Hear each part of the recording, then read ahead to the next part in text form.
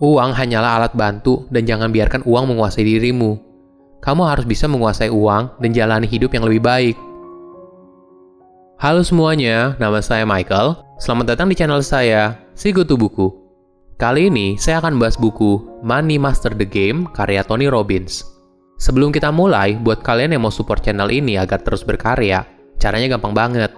Kalian cukup klik subscribe dan nyalakan loncengnya. Dukungan kalian membantu banget supaya kita bisa rutin posting dan bersama-sama belajar di channel ini. Buku ini membahas bagaimana kita bisa mencapai kebebasan keuangan langsung dari para investor miliarder di dunia. Di sini, kamu akan belajar bagaimana menguasai uangmu, bukan malah sebaliknya, kamu yang dikuasai oleh uang. Berdasarkan penelitian yang panjang dan wawancara dengan beberapa investor paling legendaris saat ini, seperti Warren Buffett, Ray Dalio, dan sebagainya, Tony telah menciptakan 7 langkah untuk mencapai kebebasan keuangan. Hal ini berkaitan dengan mengambil kendali atas keputusan keuangan kamu, rencana tabungan dan investasi, hingga menyiapkan rencana pendapatan seumur hidup.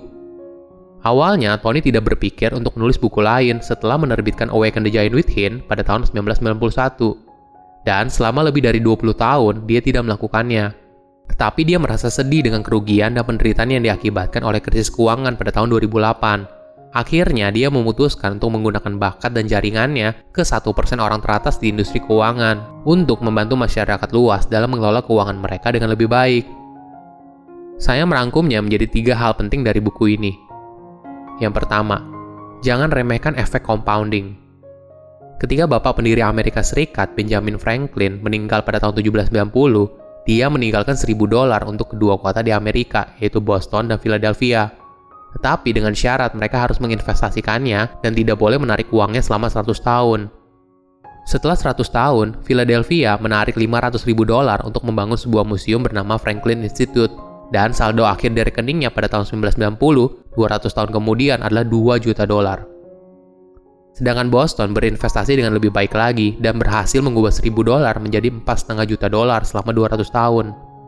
Biarpun kita tidak akan menginvestasikan uang kita selama 200 tahun, tapi contoh dari buku ini memberikan gambaran kalau efek compounding itu nyata adanya. Biarpun awalnya kecil, tapi efek bergulungnya akan semakin besar. Untuk mau tahu lebih lanjut soal The Compound Effect, kamu bisa baca review buku yang sudah saya buat. Aturan penting dalam hal keamanan finansial adalah sisihkan uang ke tabungan dan investasi setiap bulan. Pikirkan tabungan sebagai dana kebebasan. Ini akan membantu kamu menentukan bagaimana kamu bisa memenuhi kebutuhan sehari-hari tanpa uang tersebut. Apapun yang terjadi, usahakan agar terus tabung uang kamu ke dalam dana kebebasan, walaupun ketika kondisi sedang sulit. Tujuan idealnya adalah menghemat 10% dari penghasilanmu.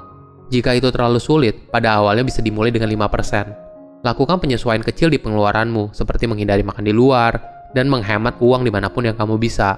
Masukkan tabungan itu ke dalam dana kebebasan.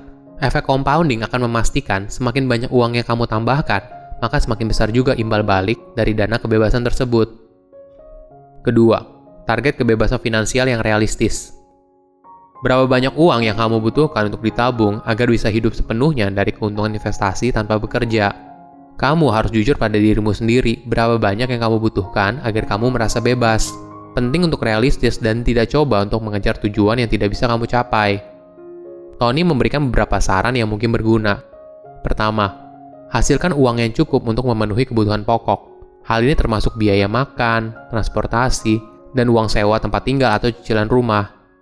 Kedua, apabila sudah memenuhi kebutuhan pokok, tambah lagi dengan beberapa biaya hiburan, misalnya untuk nonton bioskop atau makan di luar. Ketiga, hasilkan uang yang cukup banyak hingga kamu bisa keluar dari pekerjaanmu. Jadi kamu bisa hidup dari keuntungan bunga saja. Di bukunya, Tony mengambil perbandingan rata-rata orang Amerika menghabiskan sekitar $34.688 per tahun. Untuk jumlah pengeluaran itu, kamu akan membutuhkan sekitar $640.000 dalam dana kebebasanmu. Keempat, kamu tidak harus bekerja, tapi mampu untuk terus meningkatkan gaya hidup seperti pergi liburan dan makan di restoran mewah. Untuk hal ini, kamu perlu mendapatkan penghasilan di atas rata-rata pengeluaran orang pada umumnya. Kelima, kebebasan finansial tanpa batas. Hal ini berarti kamu bebas melakukan apa saja yang kamu mau, kapan saja. Jika kamu sudah tahu kelima tujuan ini, kamu bisa mulai menghitung berapa banyak yang harus kamu investasikan untuk mencapai target tersebut dan kapan kamu bisa mencapainya.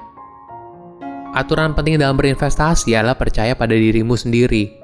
Tetapi jangan percaya mitos tentang investasi atau melakukan investasi berdasarkan keyakinan. Lakukan riset untuk mencari tahu investasi mana yang paling cocok buatmu. Jangan ikuti apa yang dilakukan oleh orang lain. Kau bisa belajar dari banyak orang sukses, apa yang telah mereka lakukan dengan investasi mereka, dan coba melakukan hal yang sama. Tapi kamu harus berhati-hati kalau kamu mencoba mengalahkan pasar. Kamu harus tahu kalau sangat sedikit orang di dunia yang bisa melakukan hal ini. Tidak ada jalan ajaib menuju sukses, tapi kamu harus memaksimalkan peluang dengan melakukan riset untuk mendapatkan hasil yang maksimal. Ketiga, sistem 3 keranjang investasi. Di bukunya, Tony tidak fokus pada uang, dan uang hanya bagian untuk hidup yang lebih baik. Hal yang lebih penting adalah 3 keputusan tentang apa yang kamu fokuskan, apa arti hidupmu, dan apa yang akan kamu lakukan untuk membentuk hidupmu. Uang hanyalah sebagai alat yang membantu kamu untuk mencapai tujuan hidupmu. Uang memungkinkan kamu untuk berinvestasi pada pengalaman, membeli waktu untuk diri sendiri, dan memberikannya kepada orang lain. Uang baru berharga apabila bisa membantumu untuk bertumbuh dan memberikanmu kehidupan yang lebih bahagia dan lebih sehat. Tony menyarankan kita untuk memiliki 3 keranjang dalam berinvestasi. Keranjang keamanan, keranjang pertumbuhan, dan keranjang impian. Keranjang keamanan berisi investasi yang aman, seperti obligasi dan deposito, yang tidak akan menghasilkan banyak imbal hasil, tapi kecil kemungkinan kamu kehilangan uang. Kedua adalah keranjang pertumbuhan, yang berisi investasi yang cukup beresiko, seperti saham yang bisa mengalahkan pengembalian rata-rata dalam jangka panjang, tetapi sangat fluktuatif dalam jangka pendek. Ketiga adalah keranjang impian. Bagi kebanyakan orang, keranjang impian adalah soal kesenangan duniawi, tapi bagi beberapa orang, mungkin soal membantu hidup orang lain. Uang hanyalah alat bantu, dan jangan biarkan uang menguasai dirimu. Kamu harus bisa menguasai uang dan jalani hidup yang lebih baik. Silahkan komen di kolom komentar pelajaran apa yang kalian dapat ketika baca buku ini. Selain itu, komen juga mau buku apa lagi yang saya review di video berikutnya. Saya undur diri, jangan lupa subscribe channel YouTube Sikutu Buku. Bye-bye.